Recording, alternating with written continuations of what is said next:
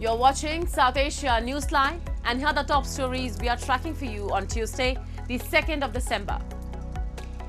Putin pushes for energy and defense deals with India visit. Sri Lanka reels after cyclone Ditwa. India sends major relief aid. And POJK residents voice anger over environmental and social crisis.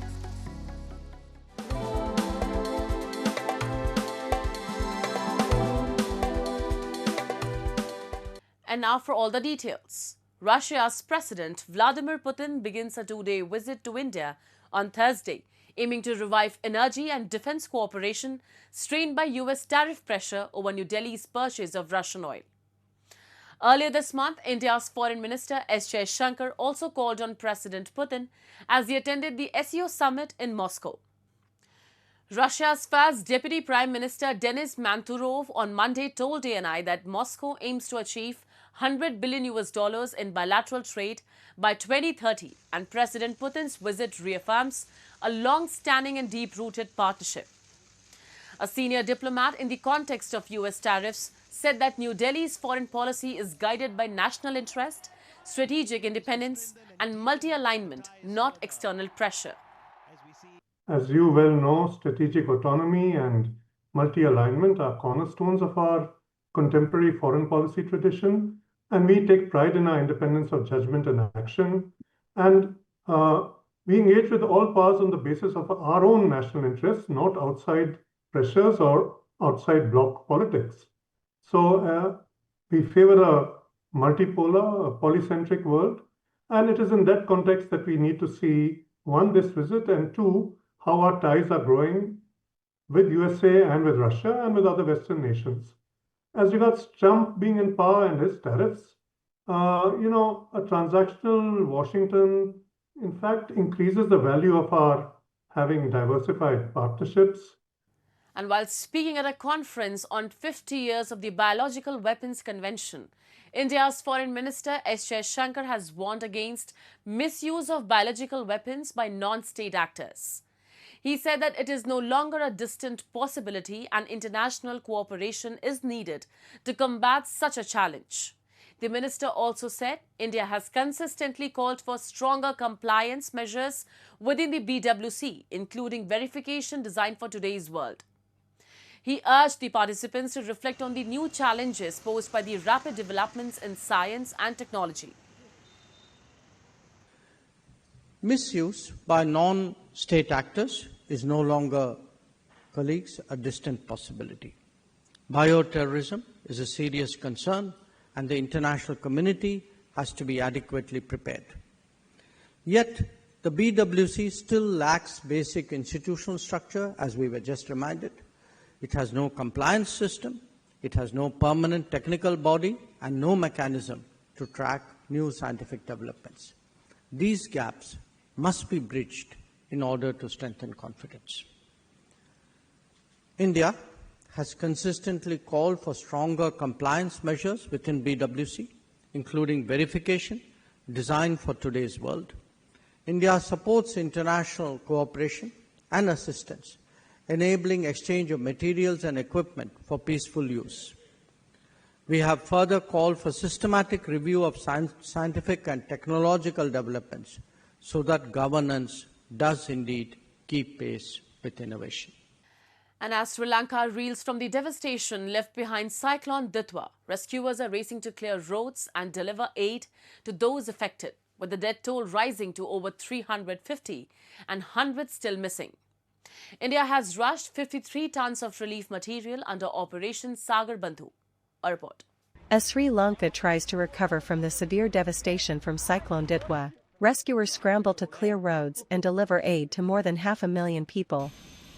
Cyclone Ditwa, packing strong winds and heavy rains, brought the island nation's worst floods in a decade when it struck last Friday, setting off landslides in the hilly central region. The death toll has climbed to over 350, with 366 missing, official figures showed. අපේ රටේ දිස්ත්‍රික්ක 25ම වාගේ මේ ස්වාභාවික ආපදාවට ලක් වුණා. ඒ නිසා අපිට නැවත ශ්‍රී ලංකාව ගොඩනැගීමට අවශ්‍යයි මේ තත්ත්වයෙන් මිදිලා අපේ රට අපේ මිනිස්සුන්ගේ ජනජීවිතය නැවත නගා සිටුවීමට අපිට අවශ්‍ය වෙනවා. ඒ නගා සිටුවීම ප්‍රමුඛ කරගෙන තමයි අපි ගරු ජනාධිපතිතුමා මෙම අත්‍යවශ්‍ය කොමසාරිස් සේවා ජෙනරාල් කාර්යාලය පිහිටෙව්වේ. Meanwhile, India has sent 53 tons of relief material to Sri Lanka as part of its emergency response to the cyclone under Operation Sagar Bandhu. Rescue operations have been taking place simultaneously. The cyclone also brought heavy rain to India's southern Tamil Nadu, where at least 3 people have died in rain-related incidents. India's meteorological department has issued a red alert as Cyclone Ditwa, now a deep depression about 50 kilometers off Chennai, continues to lash the state, though it is expected to weaken further within 12 hours. Moving on, pollution, deforestation, and rising health issues are creating a worsening environmental and social crisis in Pakistan-occupied Jammu and Kashmir. At the same time, young people are struggling with unemployment and rising costs. We have a report. In Pakistan-occupied Jammu and Kashmir, pollution levels are rising at an alarming rate. Weeks without rain have left the air thick with dust, smoke, and toxic particles, while rapid deforestation and widespread forest fires are adding fuel to the crisis. Local residents claim that because of soaring gas prices, many people are cutting down trees and burning forest areas. लोग जो है वो जंगलात को काट रहे हैं बड़ी तेज़ी के साथ। जंगलात में आग लगाई जा रही है बहुत ज़्यादा, क्योंकि इस टाइम पे खुश्की है हर चीज़ पे, तो वो आग जो है ना वो बहुत ज़्यादा लोग लगा रहे हैं। उस आग की वजह से जो आलूदगी है वो बहुत बढ़ रही है और फिर बीमारियां भी उस तेज़ी के साथ बढ़ रही हैं। इस वक्त चूँकि गैस या बाकी जो चीज़ें हैं वो इतनी महंगी हैं, महंगाई ने अवाम को बिल्कुल ज़ेरे आब किया हुआ है और इस वजह से जो लोग हैं वो लकड़ी को प्रेफ़रेंस दे रहे हैं, वो लकड़ी काट रहे हैं, वो लकड़ियों का से जंगल काट रहे हैं और फिर या जंगल में आग भी लगा रहे हैं। और इस वजह से फ़िज़ाई आलूदगी बहुत बढ़ रही है और उसी के साथ-साथ फिर वो उसी तनासब से बीमारियाँ भी वो उनके भी बढ़ने की भी तादाद ज़्यादा हो रही है। किसी को एलर्जी हो रही है, किसी को दमे की बीमारी हो रही है। Commenting further on the social crisis in Pajk, the resident lamented that despite spending lakhs of rupees on education, many graduates find themselves without jobs or working far outside their field. For those without education or skills, survival is even harder.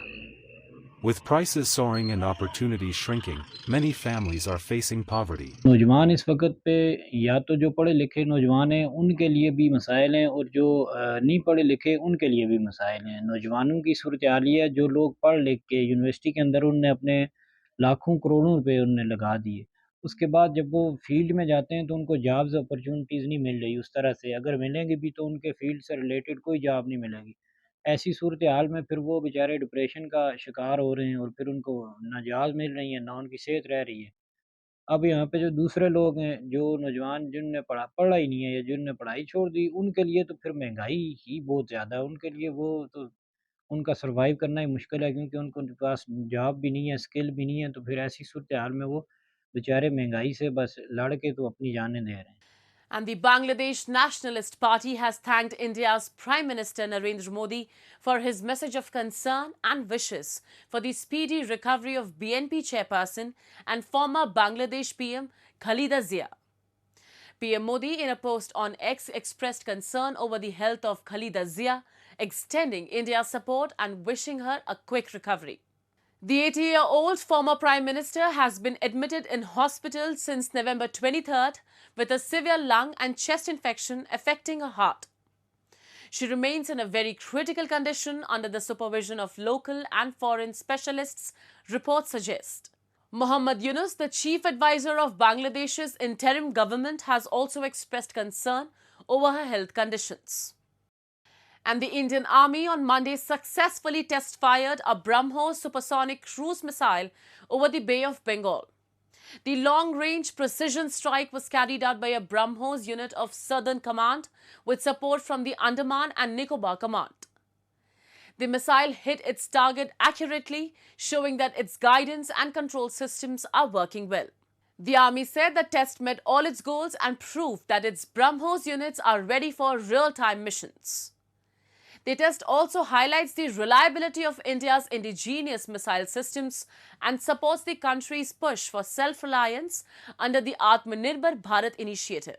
This successful launch by Southern Command is a powerful testament to India's growing self-reliance in defense and the Army's unflinching readiness to meet future operational challenges, the Army said in its statement. That's all in tonight's edition. We will see you same time tomorrow. Good night.